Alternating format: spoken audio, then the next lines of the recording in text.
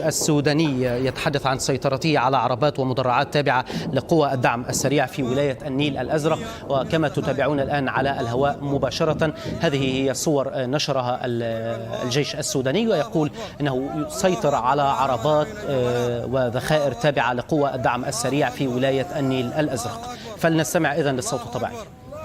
الله أكبر، الله أكبر، الله أكبر. الفرقة الرابعة مشاة، الله أكبر، الله أكبر. عربة الراجمة تتبع للدعم السريع، الله أكبر، الله أكبر. العربة الراجمة تتبع للدعم السريع، الله أكبر، الله أكبر، الله أكبر، الله أكبر، الله أكبر، الله أكبر.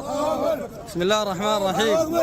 الفرقة الرابعة مشاة الدمازين، الفرقة الرابعة مشاة الدمازين تستلم عدد 35 عربة مفروضة، 35 عربة لاند كروزر، 6 عربة مدمرة، 1 عربة سحاب، 2 عربة دفار، 1 عربة تنكر ماء، وكمية من الذخائر. الله أكبر. استلام جميع مغرات الدعم السريع والمواقع، الله أكبر. لمتابعة المزيد من الأخبار والبرامج والقصص الإنسانية والوثائقيات والتقارير الإخبارية، لا تنسوا الاشتراك في قناتنا على يوتيوب، الضغط على زر الإعجاب وتفعيل جرس التنبيهات.